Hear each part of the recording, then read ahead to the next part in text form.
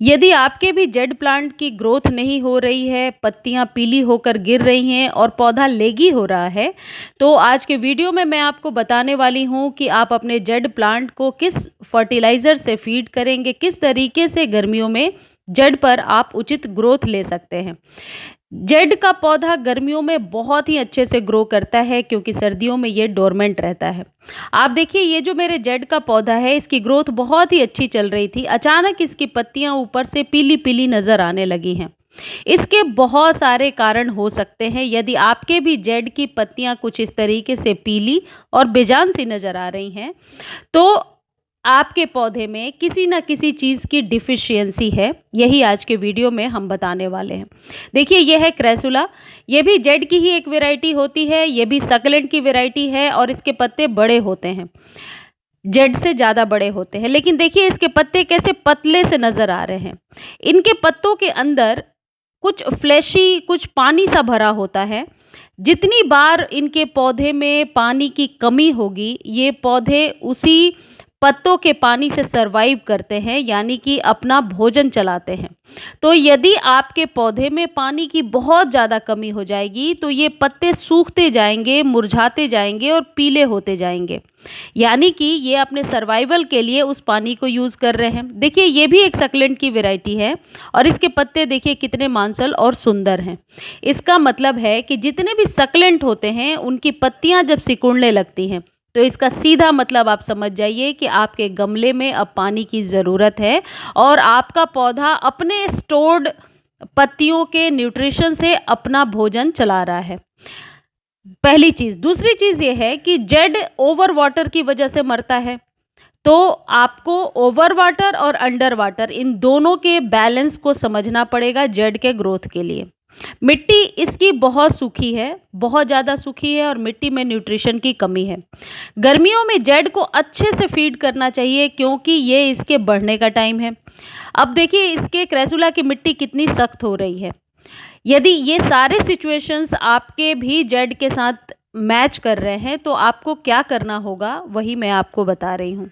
यदि आपके पास जेड का पौधा नहीं है और आप नर्सरी से अभी लेकर आ रहे हैं, तो जेड के पौधे को बहुत ही अच्छी एक वेल ड्रेन्ड सॉइल में लगाइए, जिसमें कि 20% कंपोस्ट और 30 से 40% सैंड ज़रूर मिला लीजिए। जेड के लिए उचित पॉट साइज़ 5 से 6 इंच का है। बहुत बड़े पॉट में इसे ना लगाएं आप। जेड की कटिंग यदि लगाना चाहते हैं, तो बरसातों तक रुक जाइए क्योंकि मई जून में कटिंग को ग्रो करना थोड़ा टफ हो जाता है। ऐसा नहीं कटिंग ग्रो नहीं हो सकता, वैसे तो पूरे साल आप इसकी कटिंग लगा सकते हैं, लेकिन आप चाहते हैं बिना किसी मेहनत के तुरंत ही इसकी जड़ें डेवलप हो जाएं, तो एक बरसात आने के बाद यानी जून के एंड से आप कटिंग लगा सकते हैं। पहले से जेड का पौधा है आपके पास और इस तरीके से पीला हो रहा है और उसमें ग्रोथ नहीं हो रही है, तो सबसे पहले आप इसे थोड़ी सी गुड़ाई कर दें, यानी टाइलिंग कर दें थोड़ी सी। जेड की जो जड़ें होती हैं, वो भी फ्लैशी होती हैं, ऊपर की तरफ ही फैली होती हैं, तो इसलिए आप इस बात का बहुत ध्यान रखें कि जड़ें कटे ना और किसी ऐसी चीज़ से आप गुड़ाई करेंगे, ऐसी चीज़ से टाइलिंग करेंगे कि जेड का पौधा डिस्टर्ब ना हो।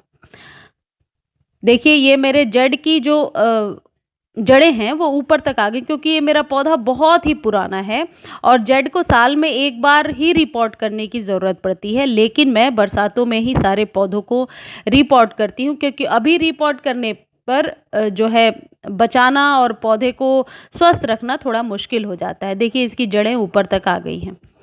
अब अभी आप क्या करेंगे कि यदि आपके पास कोई कंपोस्ट है या माइक्रो न्यूट्रिएंट है या फिर एक वर्मी कंपोस्ट है, तो आप 2-2 चम्मच अपने सभी पौधों को दे देंगे। देखिए, ये जेड की पत्ती है और कैसी नज़र आ रही है क्योंकि इसमें पानी नहीं है और ये सूखने लगा है।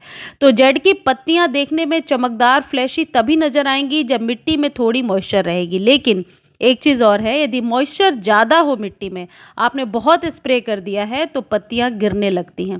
क्रैसुला की तो मैंने बहुत बार देखा है कि स्प्रे करने से पत्तियां गिर जाती हैं। तो जेड को बहुत ज़्यादा आप स्प्रे ना करें क्योंकि इसके पत्तियों पे पानी रहता है और फिर वो हैवी होकर के, भारी होकर के नीचे गिर जाती हैं। लेकिन अभी गर्मियों में आप इसे डेली वाटरिंग करेंगे।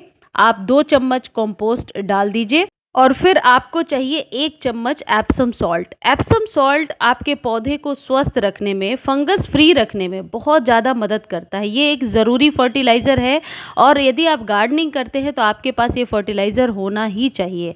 अब मैं 1 चम्मच भर के ले लूँगी और इसे 1 लीटर पानी में मिला दूँगी।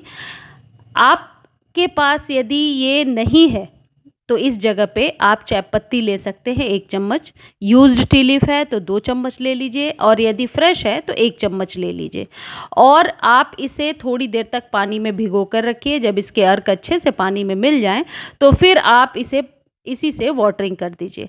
एप्सम सॉल्ट नहीं है तो चाय पत्ती यूज़ कर सकते हैं। चाय पत्ती का बहुत ही अच्छा इस पर असर होता है। यदि चाय पत्ती नहीं यूज़ करना चाहते हैं तो आप उस जगह पे कॉफ़ी भी यूज़ कर सकते हैं। अब ये जो चीज़ है ये है सीवीड लिक्विड फर्टिलाइज़र। ये बहुत ही अच्छा काम करेगा आपके पौधे पर और गर्मियों में एक बार ये सिर्फ 2 चम्मच 2 लीटर पानी में डालिए और अपने सभी पौधों को दे दीजिए, साथ में जड़ को भी दे दीजिए। देखिए इसमें मैंने 2 लीटर से 2.5 लीटर के करीब पानी ले लिया है और 2 चम्मच ये सीवीड फर्टिलाइज़र मैं डालूंगी।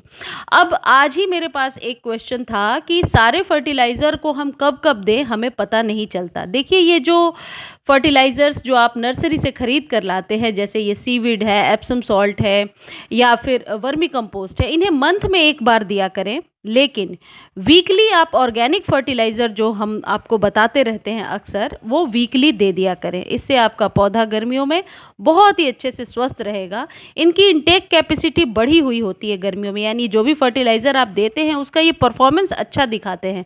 तो ऐसा नहीं है कि फर्टिलाइज़र का कोई साइड इफ़ेक्ट होगा। अब ये सीवीड फर्टिलाइज़र को 2 चम्मच 2 लीटर पानी में मैंने डाला और अपने जेड प्लांट को दे दिया। इस तरीके से कभी किसी वीडियो में मैं आपको अपडेट भी दिखा दूंगी। एकदम से ये जेड बहुत ही सुंदर हरा हरा और फ्लैशी पत्तियों के साथ 2 दिनों में दिखने लगेगा। इस तरीके से आप अपने जेड पर बहुत ही अच्छी ग्रोथ पा सकते हैं। और जेड को आप अभी सुबह और शाम की धूप दीजिए। दोपहर की धूप से मैं सजेस्ट करूंगी अपने सभी पौधों को अभी आप बचा के रखिए, क्योंकि कई बार मैं देख रही हूँ कि पौधे जले और बिल्कुल झुलसे हुए से नज़र आ रहे हैं दोपहर की धूप में। वाटरिंग डेली कीजिए और इस तरीके से एक बार फीड कर दीजिए मई में, फिर जून में आपको फीड करने की ज़रूरत पड़ेगी। इसे कैल्शियम युक्त कोई खाद है तो वो भी दे सकते हैं, वरना सीवीड फर्टिलाइज़र इनके लिए कंप्लीट फर्टिलाइज़र है। मुझे उम्मीद है आज की जानकारी आपको अच्छी लगी होगी। जानकारी अच्छी लगती है तो चैनल को लाइक शेयर सब्सक्राइब कीजिए और हाँ, इससे रिलेटेड कोई भी क्वेरी है तो आप कमेंट सेक्शन में लिख दीजिए, मैं ज़रूर आंसर करने की कोशिश करूँगी। ये एप्सम सॉल्ट वाला फर्टिलाइज़र है जिसके वाटर से मैं सभी को वाटरिंग कर दूँगी।